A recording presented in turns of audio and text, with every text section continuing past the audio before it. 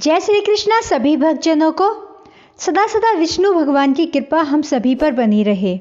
आज हम माघ मास महात्म्य अध्याय 5वां सुनेंगे। तो शुरू करते हैं। बोलो विष्णु भगवान की जय। दत्तात्रेय जी कहते हैं कि हे राजन, एक प्राचीन इतिहास कहता हूँ। भृगुवंश में ऋषिका नाम की एक ब्राह्मणी थी जो बाल्यकाल में ही विधवा हो गई थी। वह रेवा नदी के किनारे विंध्याचल पर्वत के नीचे तपस्या करने लगी। वह जितेंद्रिय, सत्यवक्ता, सुशील, दानशीलता तथा तप करके देह को सुखाने वाली थी। वह अग्नि में आहुति देकर उच्छावृत्ति द्वारा छठे काल में भोजन करती थी।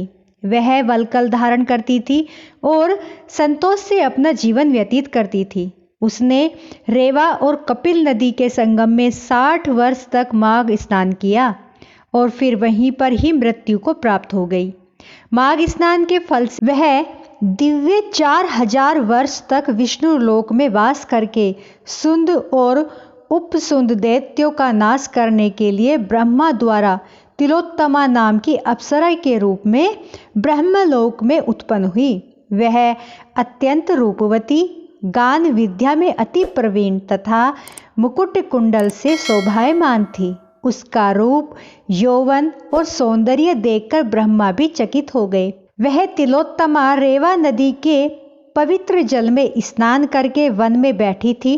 तब सुंद व उपसुंद के सैनिकों ने चंद्रमा के समान उस रूपवती को देखकर अपने राजा सुंद और उपसुंद से उसके रूप की शोभा का वर्णन किया और कहने लगे कि कामदेव को लज्जित करने वाली ऐसी परम सुंदरी स्त्री हमने कभी नहीं देखी। आप भी चलकर देखें। तब वह दोनों मदिरा के पात्र रखकर वहां पर आए जहां पर वह सुंदरी बैठी हुई थी और मदिरा के पान विहील होकर काम क्रीड़ा से पीड़ित हुए और दोनों ही आपस में उस स्त्री रत्न को प्राप्त करने के लिए विवादग्रस्त हुए और फिर आपस में युद्ध करते हुए वहीं पर समाप्त हो गए।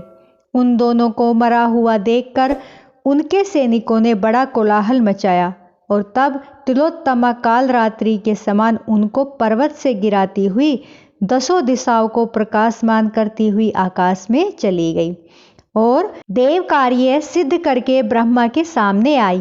तो ब्रह्मा जी ने प्रसन्नता से कहा कि हे चंद्रवती, मैंने तुमको सूर्य के रथ पर स्थान दिया। जब तक आकाश में सूर्य स्थित है, नाना प्रकार के भोगों को भोगो। सो हे राजन, वह ब्राह्मणी अब भी सूर्य के रथ पर माघ मास में स्नान के उत्तम भोगों को भोग रही है।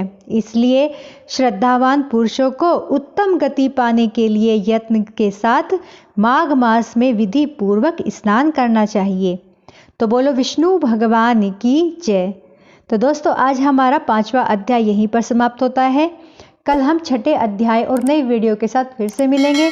मेरी वीडियो आपको पसंद आई हो तो प्लीज़ दोस्तों लाइक, सब्सक्राइब, शेयर जरूर करें। जय श्री कृष्णा।